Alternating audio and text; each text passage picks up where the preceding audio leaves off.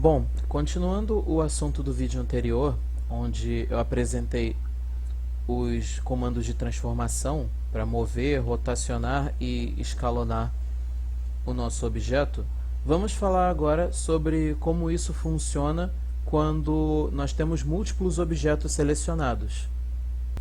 Certo. Para que nós possamos entender como funcionam os comandos de transformação com múltiplos objetos selecionados, vamos primeiro apagar a lâmpada e a câmera, utilizando o X para deletar, e vamos criar uma cópia desse cubo aqui no centro da tela. Para criar uma cópia de um objeto, primeiro nós precisamos ter esse objeto selecionado, então nós utilizamos o comando Shift D. E com isso nós já temos uma cópia do nosso objeto já selecionada. Certo. Agora que nós já temos esses três objetos, vamos ver como funcionam os comandos de transformação. Se nós selecionamos mais de um objeto, como eu já tinha comentado, o manipulador, né, o ícone da seleção, ele fica num ponto mediano entre eles. Aqui no caso, ele está quase na mesma posição que o centro do cubo. Vamos tentar movê-lo agora. Vamos utilizando o comando G. Nós podemos ver que não existe muita alteração, não existe muita diferença quando nós movemos mais de um objeto ou quando nós movemos apenas um.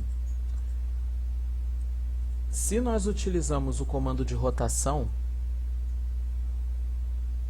apesar de parecer que os nossos objetos eles estão girando em torno do objeto central, eles na verdade estão girando em torno da seleção. Como vocês podem ver aqui. E se eu coloco para escalonar os objetos,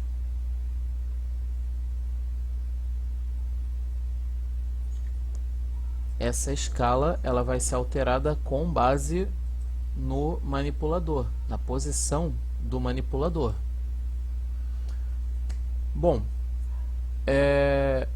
até aí não parece ter mudado muito, né? É claro que ter mais de um objeto selecionado muda alguns aspectos da nossa manipulação, mas isso já era esperado. Porém, existem algumas opções para que nós possamos alterar a orientação da transformação, o pivô da nossa transformação. E nós podemos encontrar essas opções aqui na barra inferior. Esse símbolo onde nós temos duas esferas, se nós clicamos nele, nós temos algumas opções de pivot point, né? No caso, a opção que vem marcada por padrão é essa, median point, onde nós temos a seleção, o manipulador estabelecido no ponto mediano, como eu já expliquei. E nós podemos alterar essa opção.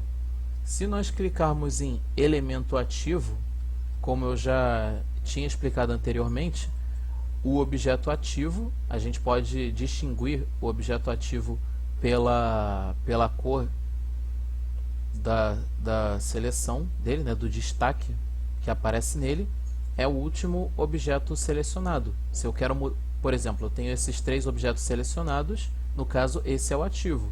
Se eu quiser mudar, basta selecionar um dos objetos. Vocês podem ver que eu estou alterando aqui o objeto ativo. E, dessa vez, o manipulador também está tendo a sua posição alterada, porque agora nós temos a opção elemento ativo, em vez da opção de ponto mediano. Agora vamos ver o que acontece quando eu utilizo os comandos de transformação. Como já era esperado, não acontece muita coisa, não existe muita diferença no comando para para mover o objeto, mas quando nós rotacionamos, agora já mudou bastante. Se antes o pivô da rotação era próximo do objeto mediano, agora é exatamente o centro do meu objeto ativo. E o mesmo vale para o comando de escalonar. No caso, agora esse é o meu objeto ativo. E você pode ver que enquanto os outros objetos têm a sua... eles se deslocam, né, na sua posição, além de serem escalonados, o objeto ativo ele continua no mesmo lugar, tendo apenas a sua escala alterada. Outras opções de pivot point, no caso, temos aqui essa individual origins, onde a origem individual de cada objeto vai ser levada em conta na sua transformação. Vocês podem ver que agora eles se comportam, né, como se cada um estivesse selecionado individualmente. Eu estou usando aqui o comando para escalonar, só que eles não estão se deslocando, independentemente do objeto ativo. E para rotacionar é a mesma coisa. Vocês podem ver que tudo acontece em relação ao centro do objeto, né? A origem do objeto. Claro que no comando para movimentação não vai mudar muita coisa, pois não existe razão, né? Afinal, nós estamos deslocando os objetos na mesma orientação. Temos ainda a opção de definir o pivô pelo cursor 3D. Como eu já tinha falado anteriormente, nós podemos posicionar o cursor 3D em qualquer lugar da tela e com essa opção ativada, o manipulador se move junto com ele. E agora, quando nós utilizamos alguma transformação, ela vai acontecer em relação à posição do cursor 3D.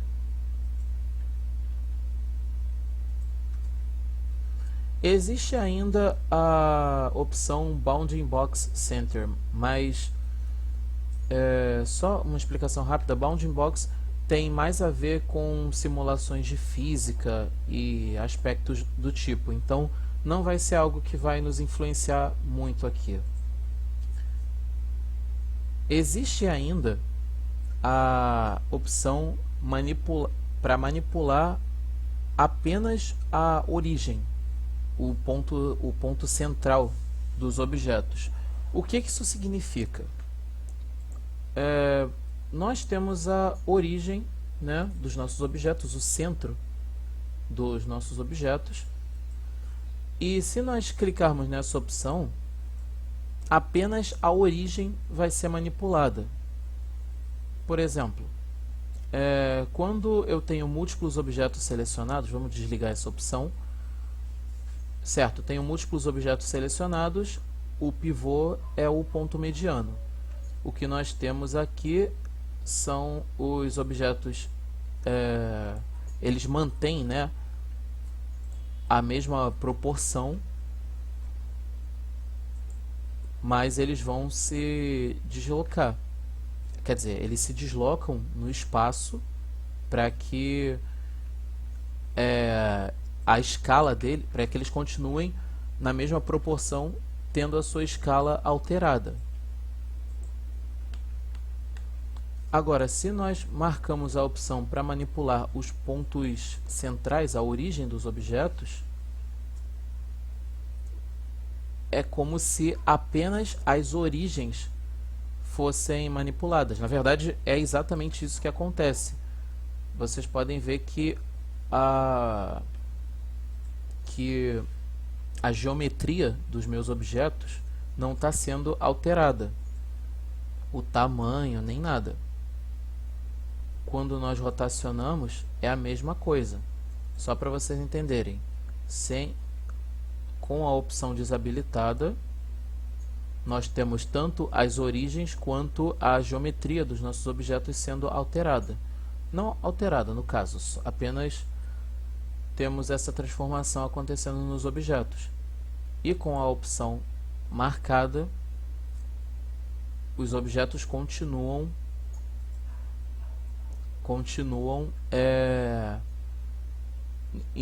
estáticos em relação à sua rotação.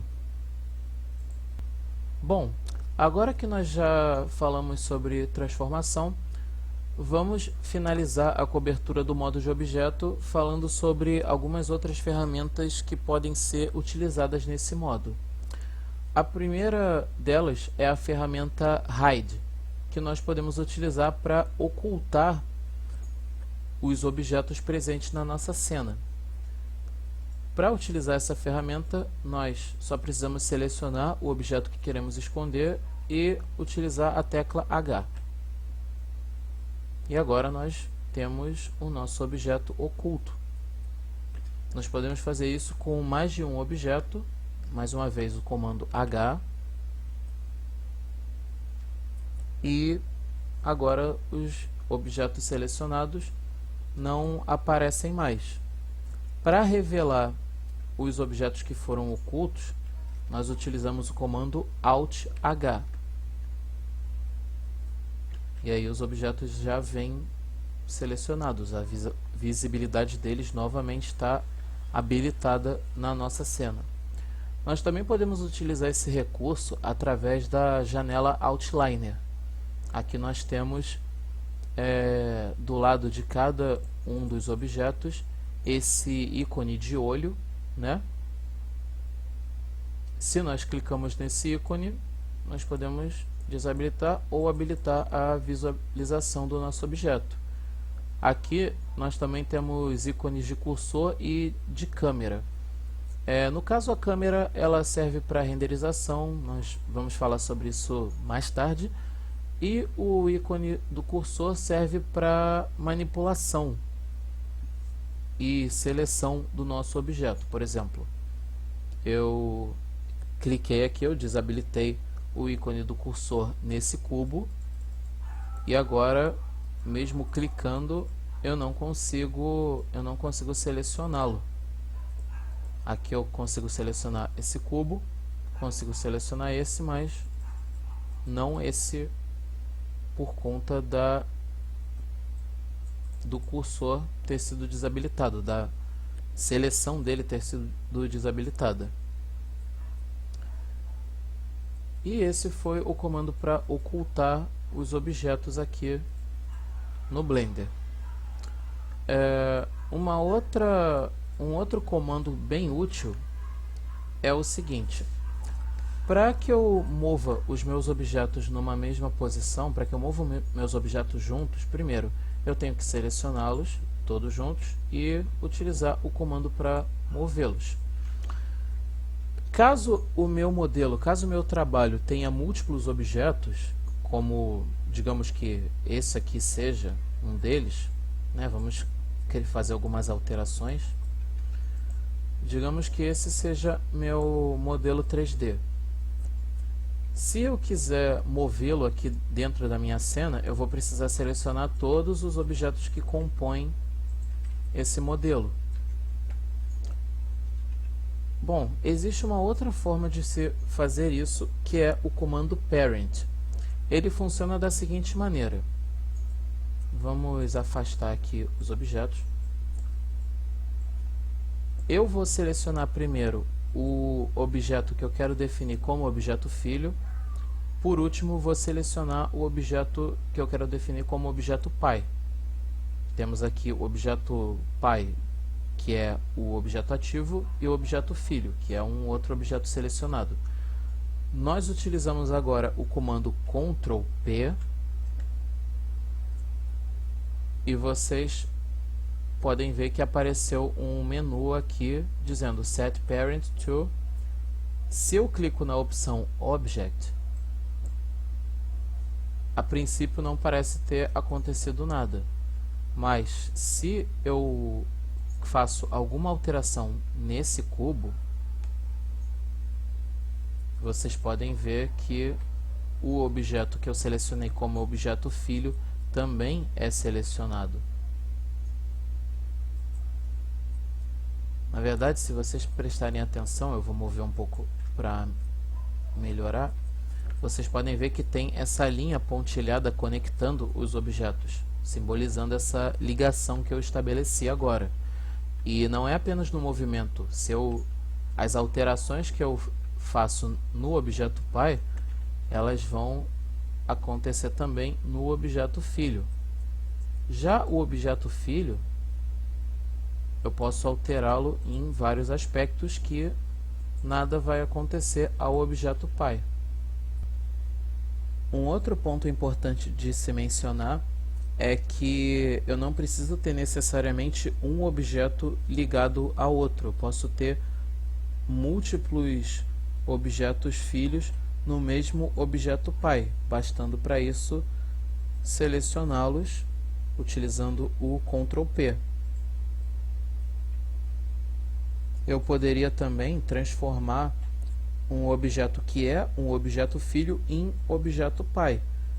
Se eu seleciono esse cubo menor aqui, seleciono depois esse objeto, utilizo o Ctrl P e agora esse objeto, que é o objeto pai, está influenciando nesse objeto e esse objeto está influenciando nesse. Logo, se eu interajo com esse, eu acabo influenciando todos. E se eu interajo com esse, eu acabo influenciando esses dois. Isso é uma forma, é um recurso bem mais prático, né, que nós podemos utilizar para ligar múltiplos objetos no nosso modelo. Até existe um comando para juntar a geometria dos nossos objetos. No caso, eu vou apresentar aqui.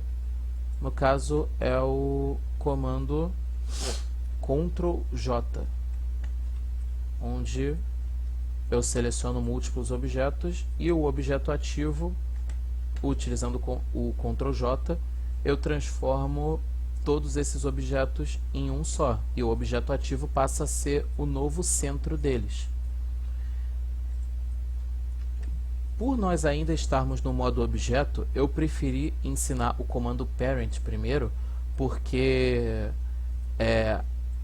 caso a gente junte os objetos com o Ctrl J, a única forma de separá-los de novo é entrando no modo de edição, e nós ainda não entramos nesse modo. Por isso eu apresentei o comando parent, que permite que você possa separar a qualquer momento os objetos relacionados. E como é que a gente separa esses objetos? Bom, existem algumas formas. Por exemplo, vocês podem ver aqui na aba de propriedades, se eu tenho essa opção selecionada, esse cubo, né, que vai mostrar os dados do meu objeto, as propriedades do meu objeto. Vocês podem ver que isso vai mudando aqui. Aqui embaixo, em relações, se eu seleciono o cubo que é o objeto filho, vocês vão ver que o parent dele, né, que é o objeto pai, aparece aqui na lista. E se eu quiser desfazer esse parentesco, basta clicar ali no X, mais uma vez, né? Clico ali no X para apagar essa caixa e pronto, agora os objetos não têm relação. Aquela linha pontilhada sumiu e se eu movo o meu objeto, nada acontece, o antigo objeto pai. Eu posso ainda utilizar o comando Alt P, que vai aparecer, onde vai aparecer a opção Clear Parent. Caso eu tenha já feito alguma alteração, fiz essa alteração de escala, por exemplo, se eu utilizar a opção Clear Parent, vocês podem ver que a alteração que eu fiz nesse objeto que afetou o objeto filho, ela vai ser desfeita quando eu desfizer o parentesco. né? O objeto filho voltou para o seu estado original. Para manter essa transformação, eu teria que desfazer o parentesco, mas manter a transformação, no caso, utilizando a opção Clear and Keep Transformation. E agora os objetos não estão mais relacionados, mas as transformações se mantiveram. E esse foi o modo Parent, que nós utilizamos para conectar, para relacionar os objetos presentes na nossa cena.